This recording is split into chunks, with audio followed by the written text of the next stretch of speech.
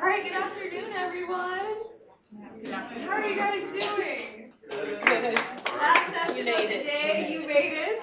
Well, thank you all for being here. This conference is really a special conference. There's nothing like it that I've ever been to.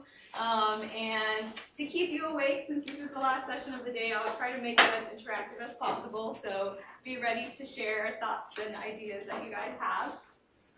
All right, so for today, I'm going to kind of introduce myself, talk about diversity and resilience, and how we use story to do that here in the Hefner School of Business. I will introduce you to a project that holds a really special place in my heart called the Human Library, and we'll talk a little bit about that. And then I really want to focus on you and what's your story. So that's kind of what we're doing. A little bit about me. I am a triple Gator. I came here for undergrad and I studied business management and psychology. And when I was here, I was like, I would never live in this town. I came from Miami and it was small and it was weird. And I was like, 4 years and I'm done. And that's what I did. I left. And I never thought I would ever come back. But then a few years later, so I worked in corporate human resources and I discovered that I had a passion for working with students. And so I decided I wanted to change careers, come back to school, and work in student affairs. So I was feeling a little nostalgic about UF, and I was like, I'll just come back for 2 years. I did my master's, and then somehow the Gainesville vortex sucked me in, as it many people. So now I've spent 11 years of my life here, a third of my life in the place I never thought I'd ever spend very much time. But that's a little bit about me. So now I work in student affairs. I'm the director for career and leadership programs here in Hefner. So welcome to my work home, everyone. Okay, so more fun things about me. These are things that I care a lot about: people, family, friends, travel. That's what I like to do in my spare time. And why I'm here today. So Brandon invited me to talk about the Human Library. I am not an expert in diversity or resilience. I've had my own personal experiences in those things, as have probably all of us in this room.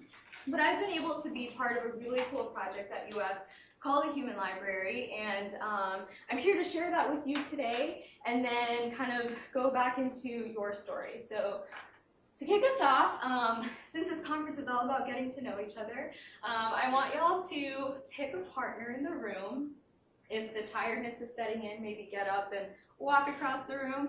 And I want you to go into your phone and find a picture, either social media or your phone photos. Find a picture that captures your favorite memory from 2017 so far. Now we're well into 2017, so you might have to do a lot of scrolling. So feel free to take like 30 seconds, find a photo, and then find a partner and share with that partner why that's your favorite memory. Just one. It's a hard task.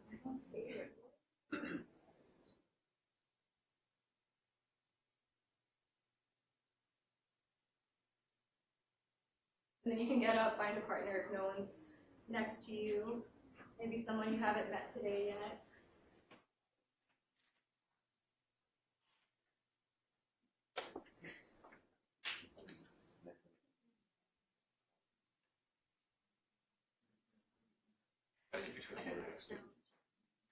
I know it's no picture.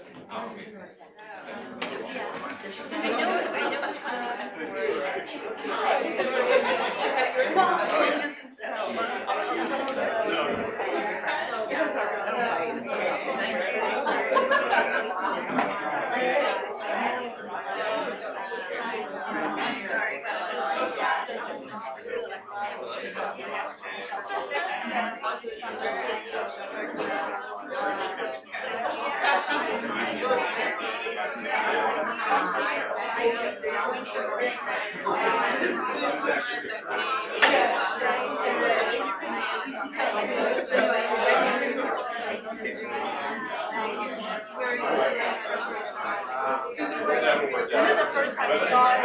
This far.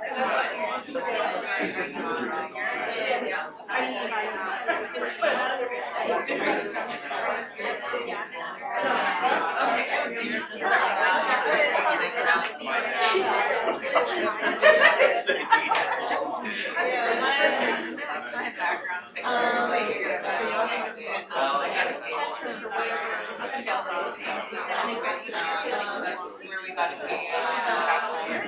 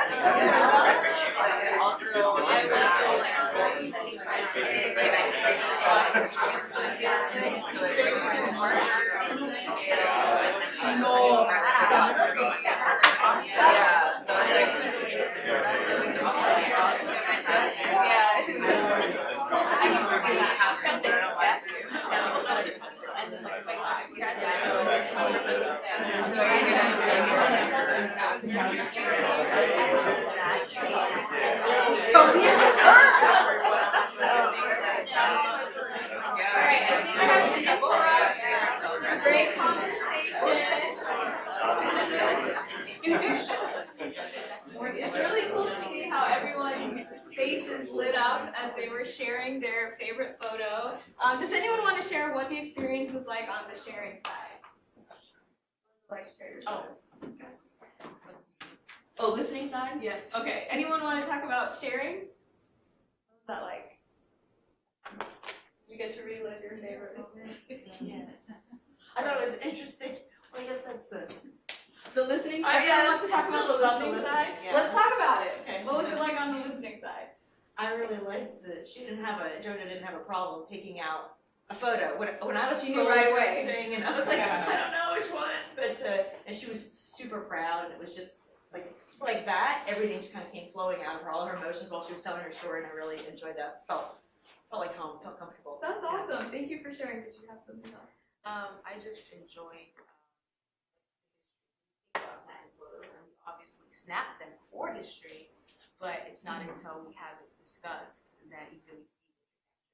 Yeah, that's a great point. Do you have something on that? Yeah, mine's also on the listening side, and I just really like the smile, like the expressions, like the pure joy that comes from sharing such a special moment, and so it's just really nice to hear that. Yeah, do you feel like you know your partner better now that you have shared in this special moment in their life?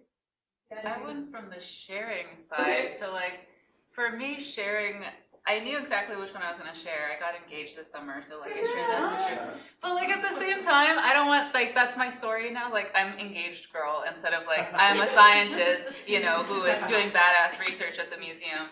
So I love my story, but I also didn't want that to be your only story. Yeah. So sharing it was this is a happy moment, but I don't want that to define me. It's a good point, and it goes back to the concept that it's hard to pick just one, right? And I think a lot of times when we share our photos, we share them online, but sometimes how often do you share them with people in real life, right? With your colleagues, with your friends? It doesn't happen. So I would encourage you to think about doing that. Now, I won't beat this dead horse because we've been here all day and we've heard about why stories matter, right? So we know stories connect us. Stories are powerful in so many ways. So the Human Library uses stories. So we'll talk a little bit about that. So first, why diversity and why resilience? Richard Spencer was on campus 2 days ago. I think every time we turn on the news, there's a reminder about how important it is for us to be having conversations, for us to have awareness of diversity, and the lack of diversity education that currently exists. There's lots of national issues that center around this. There's also related declines that are really important. I think during election time last year, it became very clear that as a people, we have lost our ability to engage in civil discourse, right? People were defriending people on Facebook because they shared different political views than them. And there's just this real lack of being able to relate to people that are different from you. There was a study that was done, so I work with college students. There was a study that was done that showed that within the college level student, the college age students, empathy has decreased 40% since the year 2000. And that's pretty crazy. Does anyone want to take any guesses as to why that may be? So close. Online, social media, and maybe not so much that those things exist, but the fact that people are not engaging and interacting one-on-one anymore, right? When you're engaging through, Facebook posts and social media, you're losing the ability to feel what other people feel and to step inside of their shoes. So these topics are super important. So resilience is important in all ages of one's lifespan, but why do you think it might be important for college students in particular?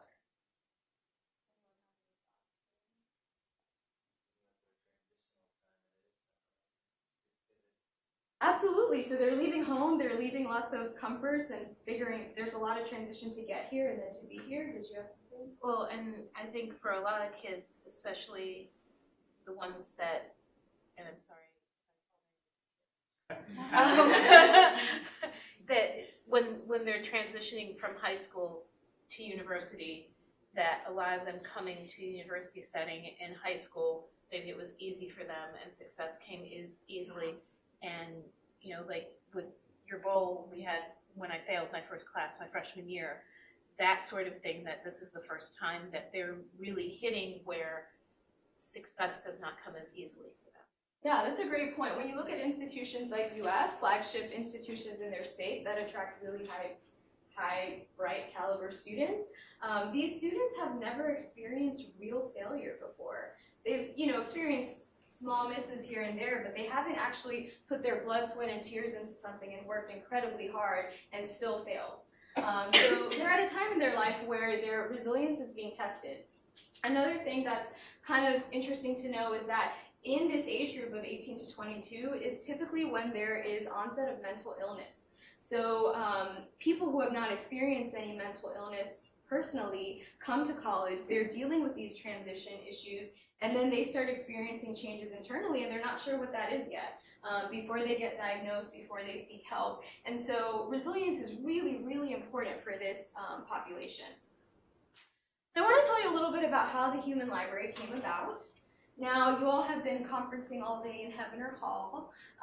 What are some things you've noticed about the building in terms of like the pictures and the messaging you've seen? What do you gather about who studies here, like who lives here, and what is being encouraged in this space? From the pictures, I saw diversity. Diversity? Like before and after, like, yeah. Yes, diversity, growth. What else? Yeah, growth. Anything else? I'm a little off task, but I'd still like to say it.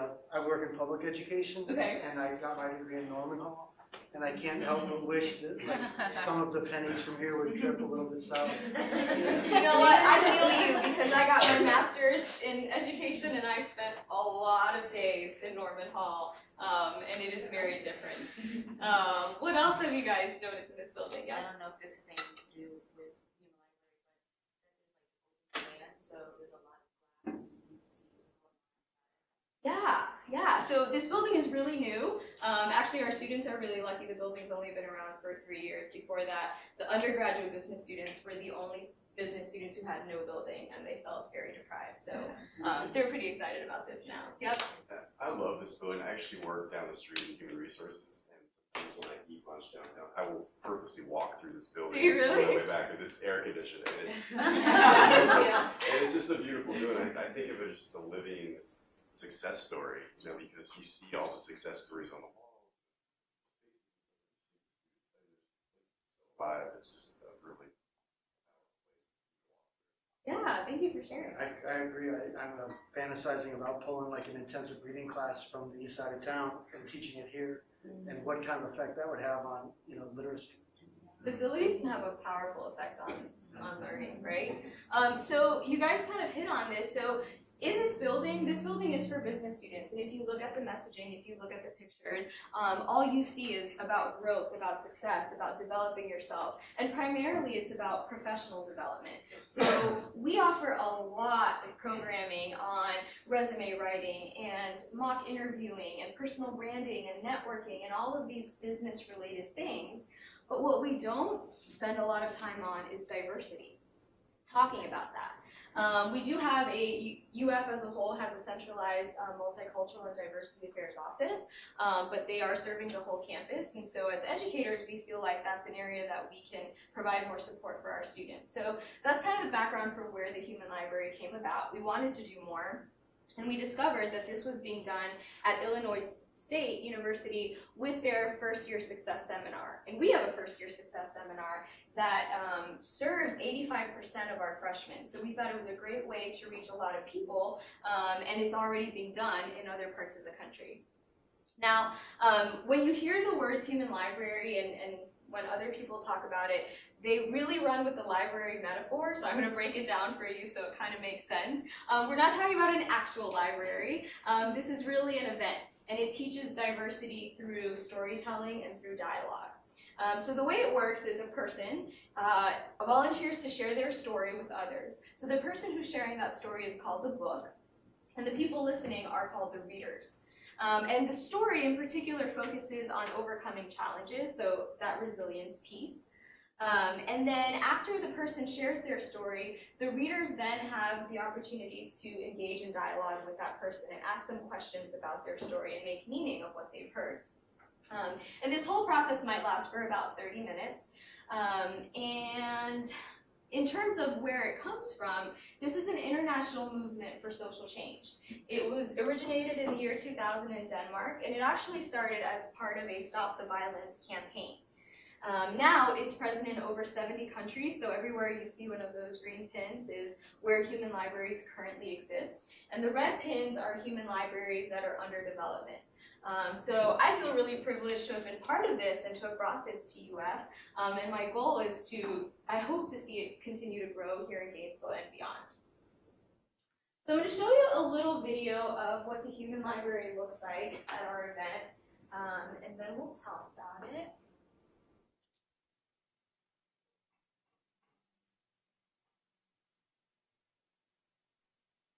Connecting. Unparalleled. Introspective. Interesting. Valuable. Inspiring. Inspiring. The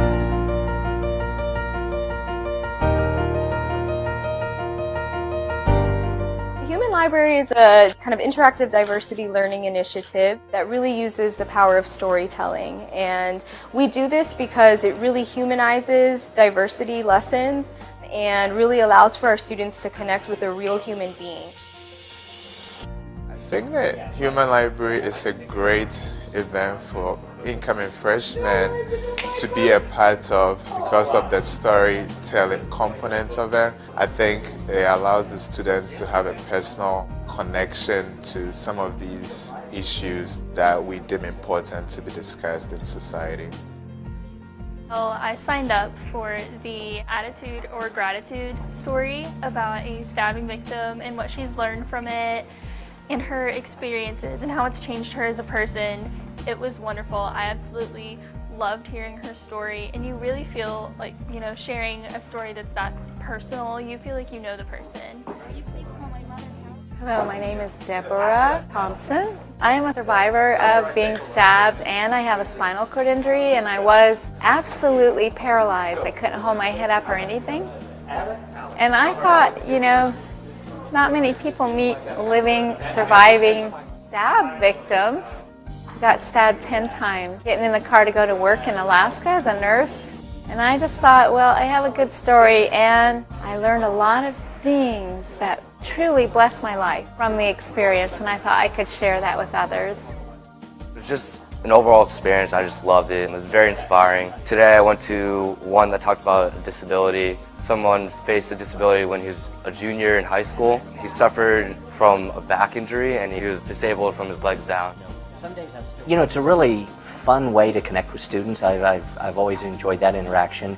And being somebody who's had a unique life and having a story to tell makes it fun as well. I also really like the fact that the way that students connect with their world today works well in this format, because it is, you know, it's shorter, more interactive types of relationships than just sitting and reading a book. It's just another example of the great programs that many folks in Hebner have thought about that focus on trying to make first-year students think about the world in different ways. I just can't imagine a more important opportunity than to actually hear somebody tell their story one-on-one, two-on-one, than to read about it on a website or to scroll through a Twitter feed. So the fact that these students in these groups get to hear people who have lived real life adventures, struggled through real difficulties, but come out the other end of that difficulty stronger, and in many instances more motivated, I'm sure is an inspiration for them, and will hopefully have them pursue their undergraduate career in a different and unique way.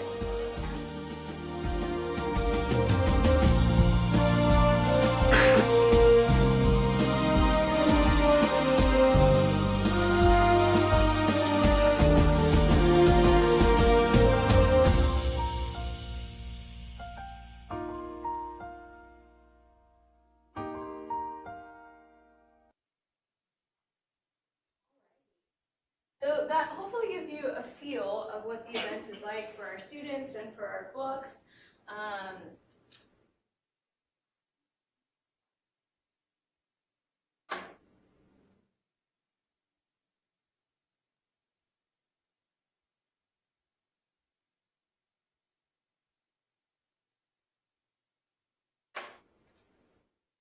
Okay, so how does this event work in Warrington Welcome, which is our first year success seminar? It's a requirement that's out of class for all of those students. We serve up to almost 900 students a year with this event, which means we need a lot of books to be able to sit with those students in small groups, which is my shameless plug. I'm going to ask you all to think about reading books in the future.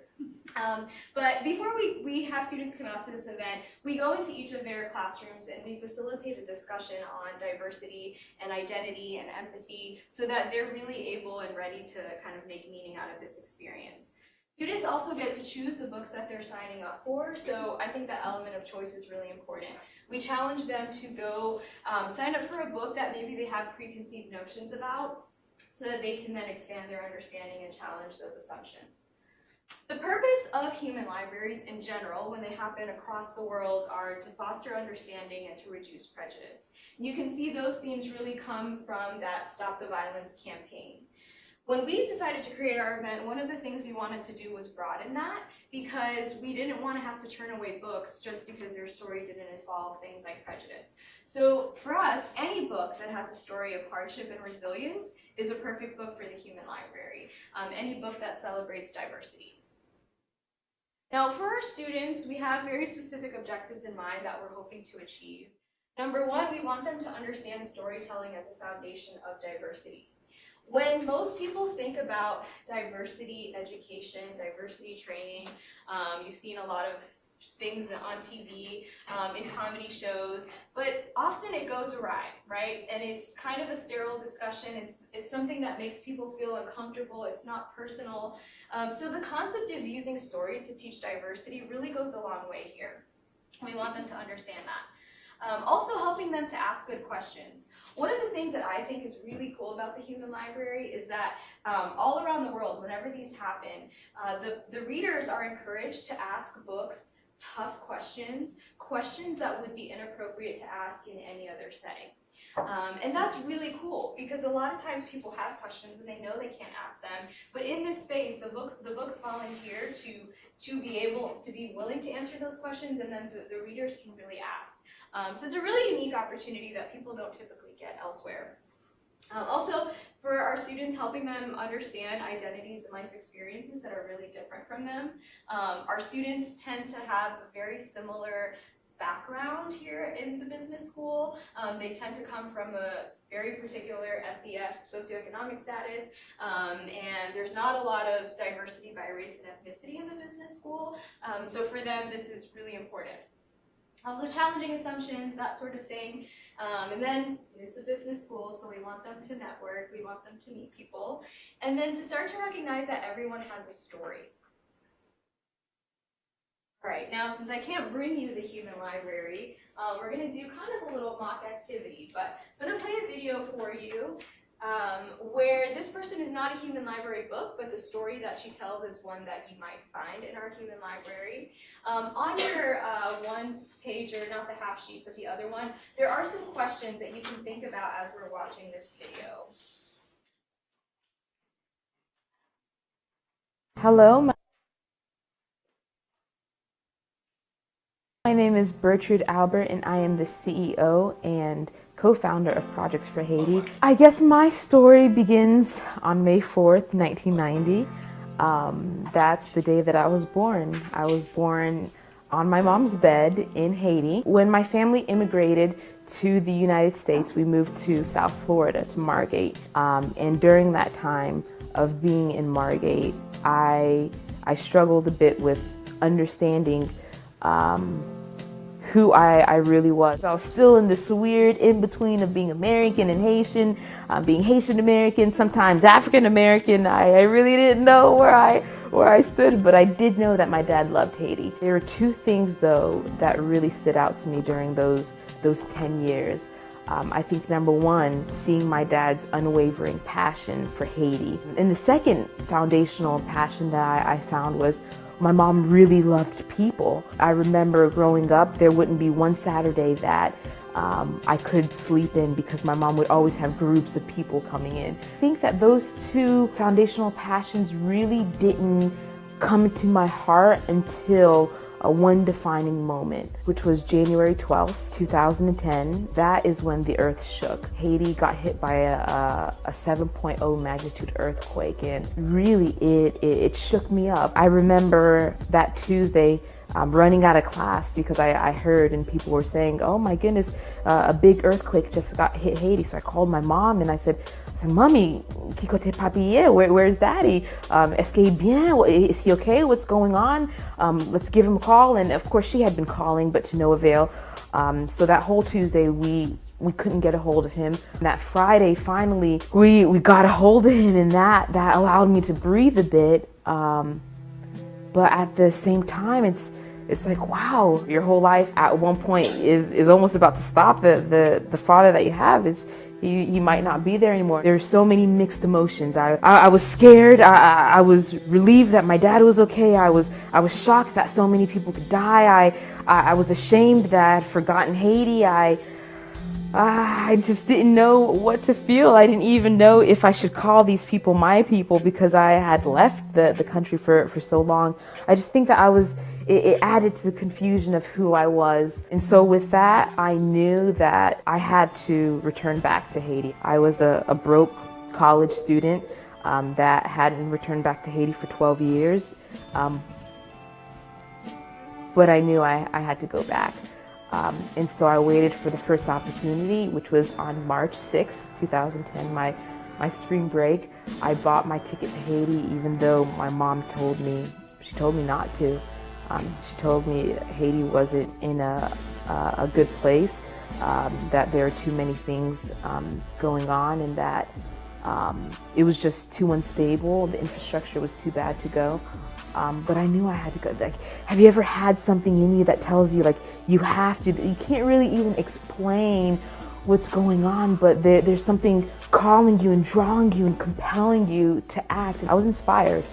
I was inspired by the lives of the Haitians. I was inspired by their passion. I was inspired by their joy. I was inspired by the way they live their life. I was inspired by their faith. So upon returning from Haiti, I decided that I didn't want to have that experience just be an experience. I didn't want to just feel like I was connected to the people of my birth. I decided I wanted to act on it.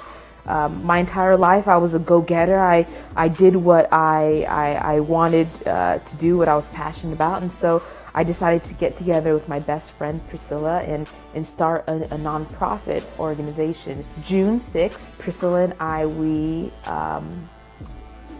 filed to become a business in the state of Florida. We didn't have money, which was rough. It was $75 to file as a business, and so we were like, you know what, let's cough it up. And so we pulled our pennies together and we filed as a business. After we got accepted as a business later that year, we decided to get our 501c3 status as a tax-exempt nonprofit with the IRS. And that was like, what, $400, $500. And so we were like, oh my goodness, our world is over. Where are we gonna get this money? 3 years later, we find ourselves with an amazing staff of 17, and we travel to Haiti about 4 times a year in order to host professional development conferences for the Haitian people, in order to give them the tools that they need in order to succeed and to thrive and to...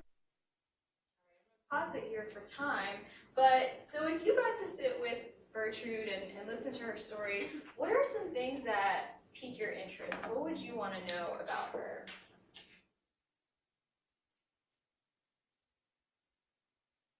I think I'd want to know more about her relationship, like with her mom and her parents of Haitian descent, and how they felt about her returning to a place that they, didn't want her to go to, or kind of wanted to move on from that. So I want to ask her about that. Yeah, that's a great one. What else? Does other people have thoughts? I like her project. I want to know more about it. How can I get involved? Yeah, it really inspires you to want to jump in, right? Do you have one? I'm so risk averse that I'm always curious when people take those huge financial risks, like how is she paying the bills when no money was coming in? That's what I was thinking as a college student. Like most college students are trying to find money to eat, and they're putting all of their savings into this venture that may or may not work, right? All right, so now looking at this more from the purpose of our session here today, what elements did you see in her story that hit on diversity? She didn't know what she was. She was like Haitian, or she was American, but she was called African American. So that's struggling with her identity, right? And how does she identify, and how do other people try to identify her? Did you have something? Okay. Okay, any other thoughts? I just think about the experience of living stuff put together, literally buildings, and then after the hurricane, diversity in our traditional sense, the way we're thinking like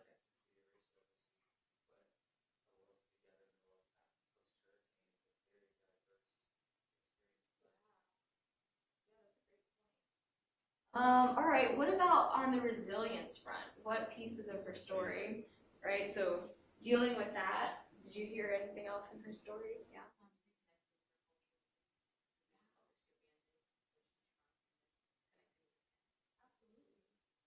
Well, and just her saying, we didn't know how we were going to do this. Yeah. That not being, when especially the 501(c), right? Mm-hmm. Yeah. Saying it's going to cost us this much and we don't know where it's going to come from, but it didn't stop them from doing it. They went ahead and did it. Yeah, the commitment to it. Right. Yeah. Also the idea that like she didn't know if her father was gone, right? Like she had to deal with living for, I don't know, a few days, wondering if he's even around anymore, right? So this is the type of story you would see in the Human Library, and you can see that this is how it teaches diversity and resilience, because just by sharing one story and the way that another person's story draws you in, you really can connect and start to think about those things, and then think about how that fits in with your life. And well, if this person can be this resilient, then maybe I can too. So, oh, thank you. All right, so I'm going to kind of walk you through what our students perceived of the event. So when we put this on the first time, we weren't really sure what to expect. We just made our students do it, and we were hoping for the best. And so then we surveyed them, and we asked them about their experiences. What you can see up here is a Wordle. This basically is all of their qualitative feedback that they gave us, and the larger the word on the screen, the more frequently it appeared. So you can see the most common kind of experience they shared and impact it had on them was learn. And then you see things like eye-opening, interesting. So I've been working in student affairs for several years, and pleasing students is actually a really, really difficult thing to do. You can please the majority of them if you do something really well, but you can never really please all of them. So, for example, in our Warrington Welcome First Year Success Seminar, we think it's pretty good, and our satisfaction rate is somewhere between 92 and 94%, and that's great. Like that's like you're killing it. Does anyone want to guess what percentage of students said that they would recommend the human library to their peers after our first event? 98. We hit 100. And I don't think I'll ever see that in my life again. Like, it's literally almost impossible that we required students to carve out time in their day to go to a mandatory thing as part of their class, and they all would recommend it to their peers. It blew us away. And I think that's the power of the human library. Like the stories, the connection, you can't help but sit and listen to someone talk and then be like, oh, that was a waste of my time. You just can't, like, you can't. On the screen here, you'll see kind of some of the things that we got back in qualitative feedback. Some people chose stories that identified with personal experiences they had been going through and found courage in hearing other people talk about those stories. You see a lot of people challenge me, challenge my beliefs, and so that was really cool to see that we were hitting that diversity kind of outcome that we were looking for and the resilience as well. The other cool thing that was unexpected about this event is that the books ended up getting so much out of the experience, way more than we anticipated. For us, going into the event, we thought that the books were really generous, courageous volunteers who were carving out time in their day to sit and share with our students. And we hoped that they would have a positive experience, but we had no idea that they would really get something out of it as well. But these are some of the things they shared. And some of the books told us that our students asked them questions that even their friends and family had never asked about when they had shared their stories. So they were able to make meaning of their experience in a different way and learn things about themselves that they hadn't previously known. So they got a lot out of it too. So we've kind of hit on a lot of this already, but just to conclude, so the human library teaches diversity through all of these pieces, through fostering understanding, to reducing prejudice, challenging assumptions. That's kind of what we do on the diversity side. And the how, I think, is important. Again, it's the fact that you're sitting down with a person, it's personal, it's someone's lived experience that they're sharing with you, and that's just so much more powerful than any formal diversity training probably could ever hit. And again, it's that safe space to ask questions, the type of questions they will never be allowed to ask outside of that space. And then in terms of how it teaches resilience, stories provide hope. Like that's how stories teach resilience. And so that's kind of what we hope when we know that our students are going to face a lot of challenges here. Getting to hear from people and how they've overcome challenges helps to kind of help them build their own confidence in themselves and their resiliency. All right, so now I want to move over to you all, and I want you guys to think about what's your story of resilience. Now, every time I reach out to someone and I say, hey, I'm doing this really cool project and I'd love for you to be a book, would you like to be a book? The first thing they say is, I don't have a story. Me? No, I don't have a story. And the whole point of the human library is that everyone has a story. Every one of you in this room has a story. You probably have many stories. And there is no level of hardship that your story has to meet. Any amount of hardship that you've experienced and you've persevered through is a story for the human library. So I want you to, on your handout, on the second, kind of on the bottom half of it, answer those questions. Take a few minutes to think about what is a challenge that you have overcome that has really shaped who you are. And think through how were you able to be resilient in that experience. And what did you learn? How are you a changed person because of that experience and how you persevered? So take a few minutes, think back, write it down. I think this name is the thing I've been thinking about for a little bit, is how one might develop a hardship sort of spectrum and then judge themselves. Yes, no, it happens all the time, especially if you go on our website and you look at the stories, you will see you know, stories that people are like, well, I've never experienced that. Like we had a lost boy from Sudan talking about his experiences growing up, orphaned. You know, like people are like, well, I just got divorced. That's not like the same thing. Yeah. But it's all about whether it's a day-to-day struggle or a struggle that most of us can't even imagine. It's the idea that we're going to experience some of that and being able to know that your story matters.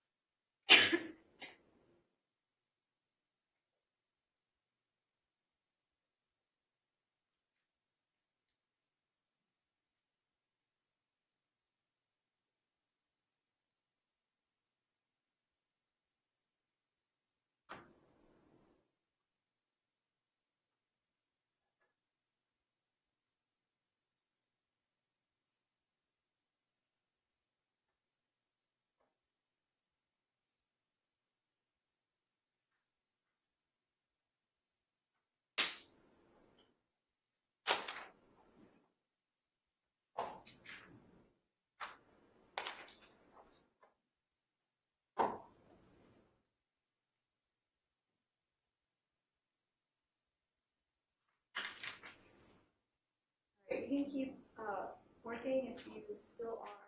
What was it like to write that down? It's positive. Positive? Okay.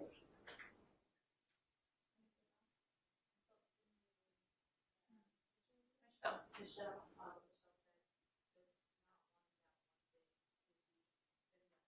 That's the hardest thing. start measuring it with Yes. yourself. Is it the hardest thing? Is my hardest thing harder than someone else's, right? Okay, well, so this morning we were in our keynote, and one of the things that was shared is something that really resonates with me, and I always tell my students. So the idea of stepping out of your comfort zone, and that's where the magic happens. So if you're comfortable, I would encourage you to share with a partner a little bit about how you persevered through your challenge. Again, challenge by choice. If it's just too personal or you're not comfortable, that's okay. But stories are ways that we really connect at a deeper level with people. So, and what you have learned from your story is something that can really impact someone else. So if you're comfortable, take a couple minutes. You can use your previous photo partner or meet someone new. But talk about how you persevered through your challenge. You want to go?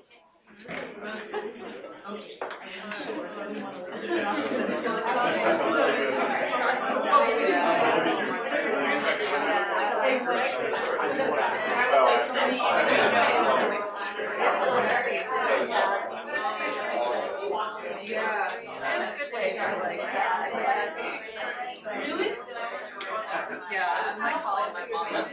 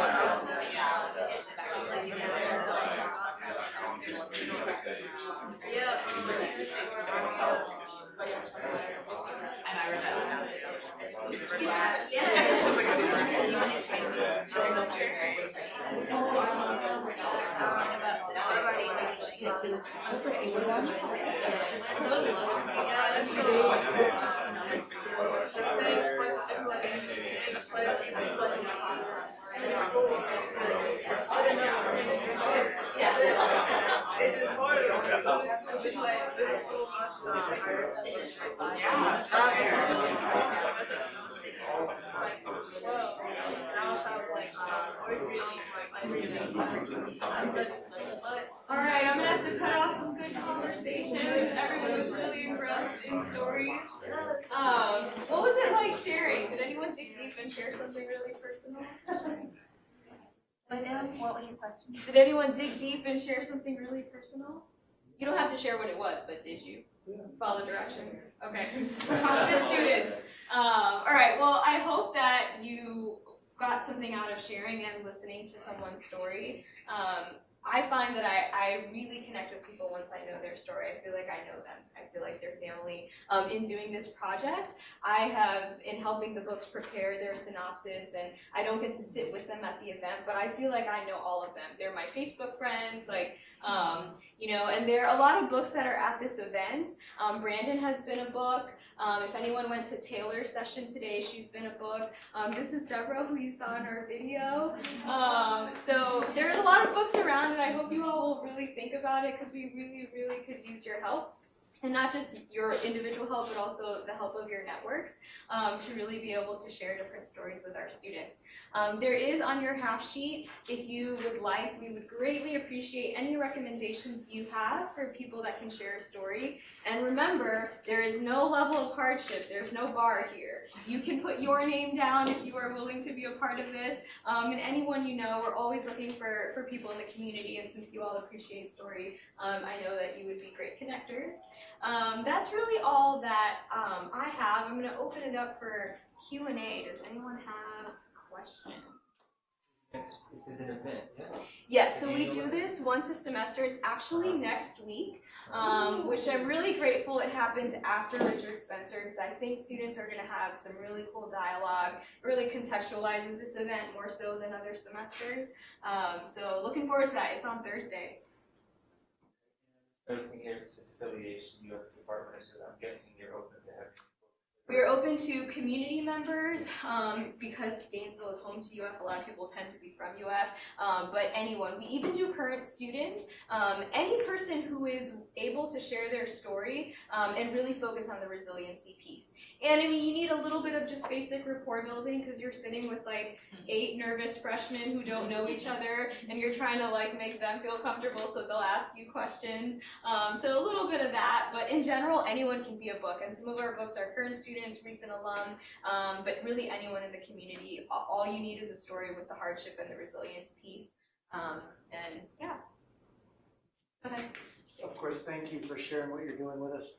Have you thought about sharing the library that you're creating with other venues? For example, like building teacher empathy is a positive thing, and perhaps adult to adult building, empathy building would result, if teachers were involved in that, talking with books, perhaps that empathy would then transfer to their empathy for students in the classroom.